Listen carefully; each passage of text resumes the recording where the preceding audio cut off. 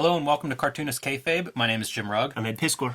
We are going to look at kind of an Outlaw classic tour de force debut issue or book here by Rafael Grampá, the Brazilian cartoonist. Hasn't done a ton of comics because I think he's high demand as an illustrator, director, animator, all of these things. Started working when he was a young teenager professionally, kind of a savant at visual art. But fortunately, we've gotten some comics out of him. This was the first comic I saw of his, and it's Outlaw, man. DNA is Outlaw Comics, so there's going to be some fun stuff in here. The other place people might know him from, he's done little short stories, Batman Black and White, Marvel Strange Tales, done a bunch of covers. Teamed up with Frank Miller for The Dark Knight Returns, The Golden Child one-shot, which came out, I don't know, a year or two ago, but probably his highest profile work, teaming up with Frank Miller. I kind of think this is your audition tape for to get Frank Miller's attention. I never read any of his work. I've never seen very much of it. Saw the name, but never dug into his stuff at all. When we cracked this open and it was time to start reading, I realized he has left a major imprint on the culture of comics because I see a lot of artwork with those tick marks. Yes. Totally influenced by him. Totally. Like he's the piece. Wizard Magazine quote to put it perfectly in cartoonist kayfabe continuity here. Like Peckinpah's Convoy meets the Twilight Zone. Mesmo delivers the right amount of action and suspense with a little something extra. I think that's hilarious. It's a Wizard quote on the back of this thing. Man, must have been like the fucking Death Nail era of Wizard. It had to be near the end of it. But hey, man, they recognized it. And dedicated to Fabio Moon and Gabriel Bell, fellow countrymen for him. And they've done some work together. They self-published a book that won an Eisner Award called Five. Becky Cloonan also in that book. Shouts to Fabio, man. He's a kayfaber. I seen him rocking some kayfabe gear and stuff. Yeah, I saw a recent picture of that was pretty cool. But, I think it speaks to, again, quality of cartoonist here. That's pretty good company to hang out with. Yeah. And this book was distributed by AdHouse Books, publisher of a bunch of my comics. So pretty cool. I think Dark Horse might have done a subsequent printing. They did.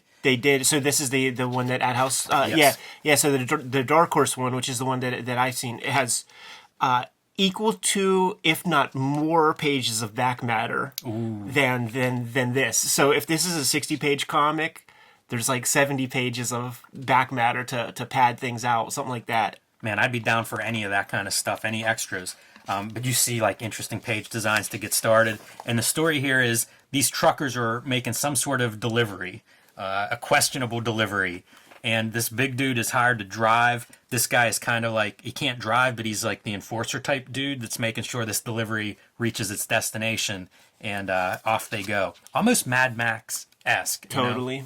Like these little tick marks are what I'm talking about. Like people have adopted this kind of stuff. I see a lot of art that's using this kind of visual language, and I have to think that it comes from Grampá. It's real interesting because of that line work, because I see like a bunch of Paul Pope influence. Yeah, when you see the thick like these kind of strokes. Yeah, like almost some of the figures and stuff, but the inking is totally different than Paul Pope, and it is those little tick marks. I don't know what those are, like those look like pens, but you see some heavier lines, so yeah. Hard to tell what he's actually drawing with. This is one of those tandems where you got the big scary guy, and then you have the little skinny fella. The color palette is very distinct. It's like there's like a light pink wash over everything, man. Like a 5% magenta on top of everything. Yeah, it almost could be a like a two-color job. Yeah, I don't think it is, no. but it has that feeling where it is a very limited palette. And he stops to get something to drink, and this image, you can't sleep on that, man. That sort of undercarriage of the car with like all the reminds me of like Jeff Darrow talking about how he wants to have like how the car works. You see drive shafts and stuff under there. It looks like it, right? It looks like it works. Like he's a very observed artist. Like when you see this trucker cap in many different points of view, it's like he's sitting there with a trucker cap and staring at the thing, but not just trying to draw it the way he sees it. He's adding his own strokes to it to like make it his own. Very cinematic. This is a good page for that kind of cinematic thing. This reminds me of Mike Mignola, how he'll like show like a detail in the room sometimes. And this artist reminds me of the way Mignola seems to find idiosyncratic artists and employ them. Grampá would have fit in that, like I think that's somebody like an artist kind of guy. But this is almost a fisheye lens of giving us the interior, and then here comes our hesitate to say hero, but our protagonist comes walking in, and it feels very cinematic. All eyes on him. Our big Lenny from Of Mice and Men kind of character. Good page turn. And you see him, and it's like, okay, yeah, he's the big Willie Jackson of the comic. Like, he's the guy. I love the character design too. Whether it's the hat pulled over the eyes, don't know if we ever see his eyes clearly, or like that gigantic upper body and little tiny skinny legs under him. Yeah, and it's a white shirt, so attention is always drawn to him. There's nothing in that dark environment. Yeah, there's nothing else like that. And the back matter stuff in the Dark Horse collection will show you all the kind of drafts to get to this point. And Grandpa's describing his thoughts for the character designs on everybody. Yeah, this kind of book is relatively simple, so all those pieces have to work. Like, you have to nail character designs. You have to nail compositions. His whole thing was I want to tell a simple story that's very visually driven, and this is where my mind has been after several months worth of interviews that we've been doing, talking Jeff Darrow, Frank Whiteley, like Mike Mignola, who admitted in our shoot interview that like he designs pages, and when he goes back to like put in the dialogue, he doesn't even remember what the characters are saying. He's just trying to draw off cool looking shit. And in this writer-driven medium of modern-day mainstream comics, this is so much more breath of fresh air than any like random jobber comics you're going to get off the conveyor belt. The little bit of story that we need here is this guy's talking about being a fighter, and his buddies are kind of egging him on here, like, $50, knock this big dude down. And so they tell the big dude, same deal, man. You want $50, you knock him down. So that's your stakes. And he's like, all right, let's go do this. Let me see the money. Very simple, as you say, Ed. This is definitely an action, visual-driven kind of story, because that's all the setup that we need, really. But then we're going to take it to the place of the absurd. Which, again, man, this feels like a Mike Mignola kind of conceit.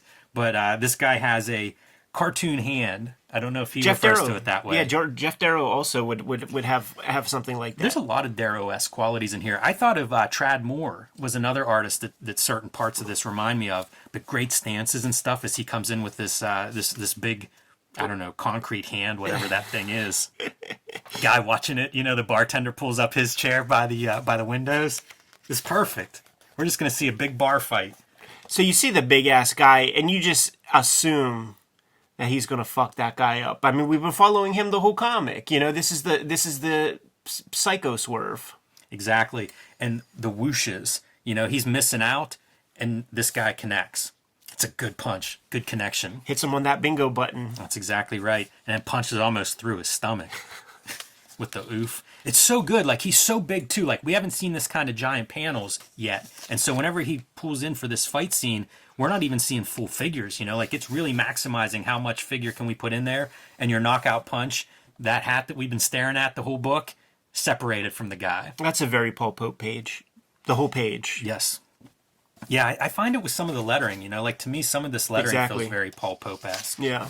And then just like this kind of stuff drives it home. That drives it home. That's straight out of THB.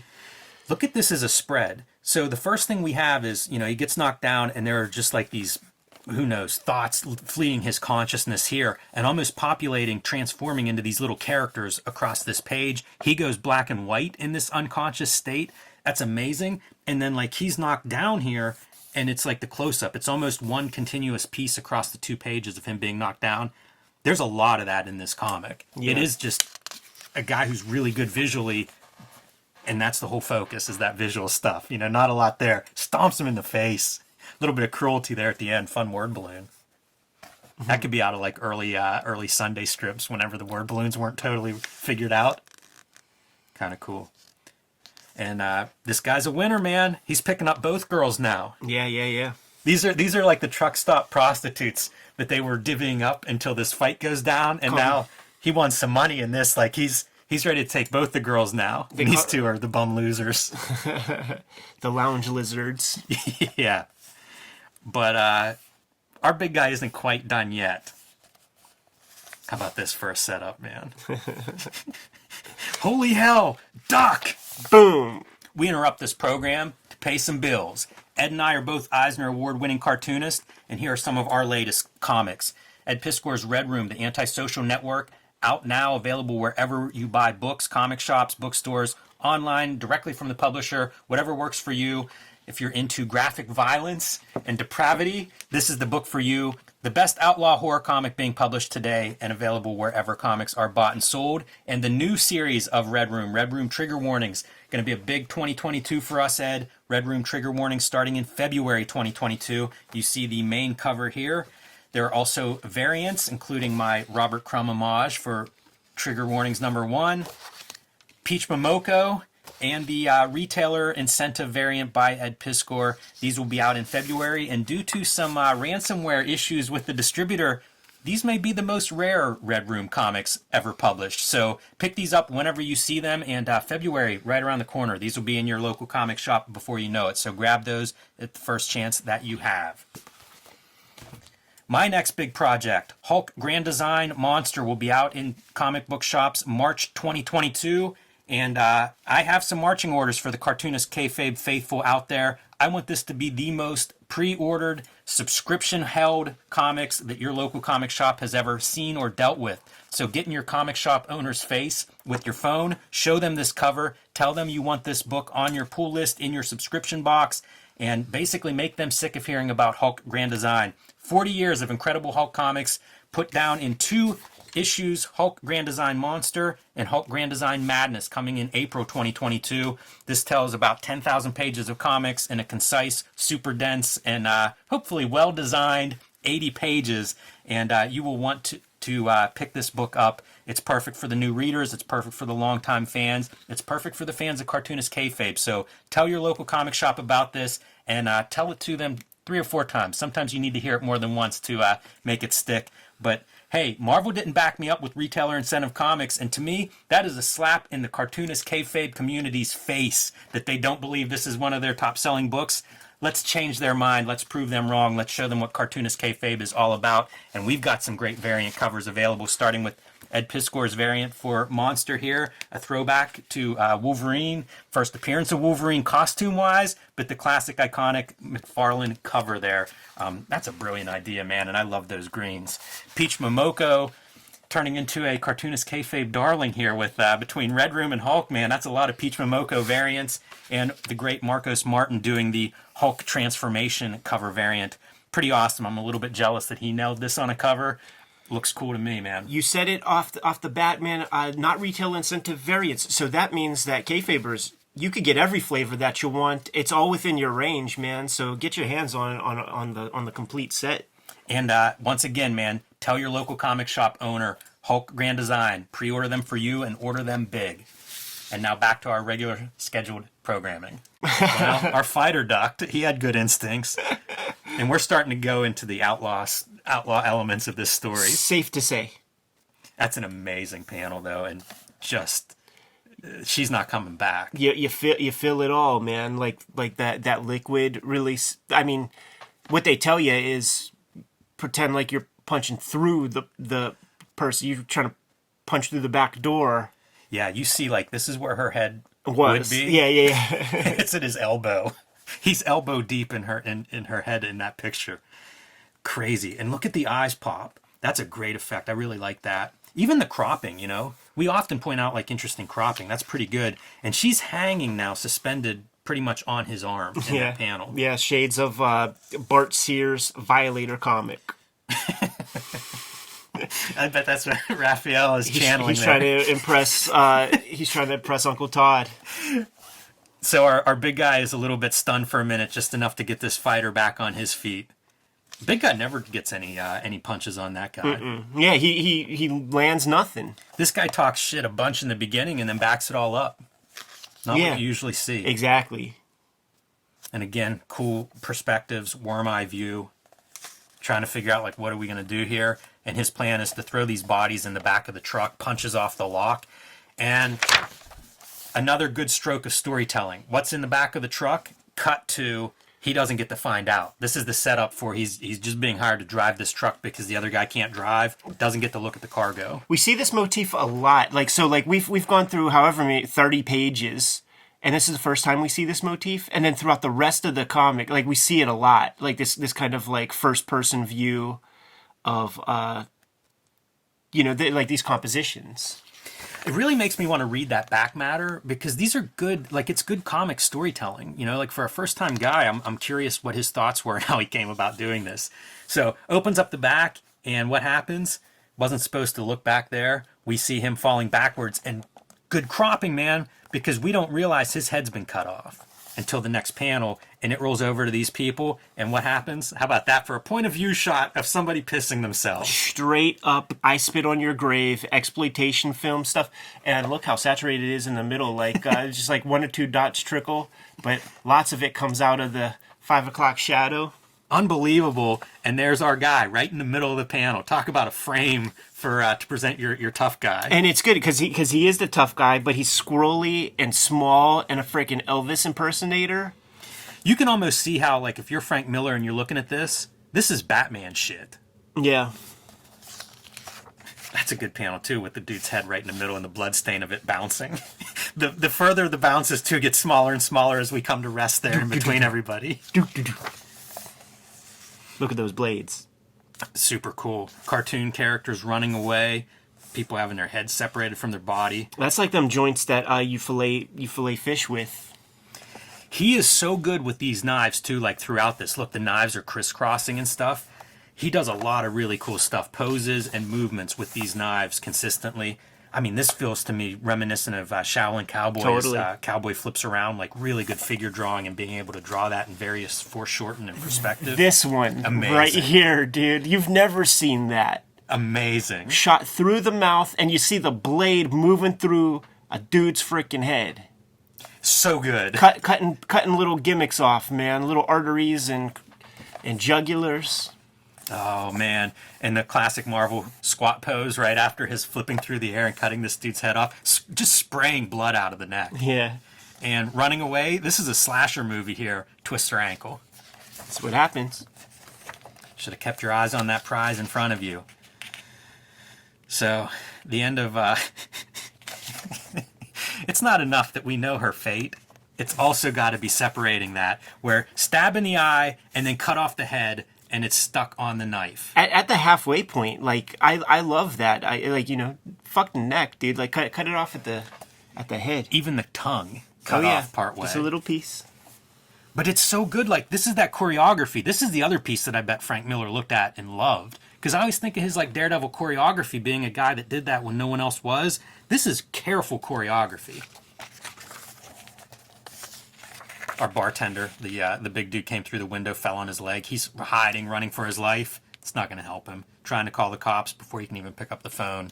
His hand is stabbed to the phone. And our guy's already seated on the bar stool. Pretty cool cut.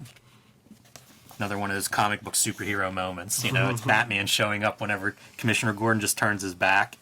So bloody everywhere. Ask for the beer. And how do I open up the beer? How about... your eye socket. So unnecessary. And you see the dragging the body out. And the devil waiting underneath. Is this who the delivery is for? Is he delivering bodies to this devil? Listen, man, this is the suitcase in Pulp Fiction. Like we even see his little cock. Little ding piece. Down. Look at that thing. No wonder he's so pissed off. A couple ad pages. Yep. And again, Raphael Grampá, man, a very successful on the commercial side of art. So throwing a couple of ads there. And he's loading up bodies in the back of this truck. Man, these boots are all terrific. We ever talk about, you know, shoes and how hard it is to draw feet and shoes and perspective and everything. Always admire it whenever you find somebody that can do it. And same with hands. Yeah, even this, man, like that kind of like pose, that feels like it's like, you know, from the Fairburn like reference school of photo ref, like just very human. You've seen that done a bunch. You've seen Marv drink his beers that way. That's true.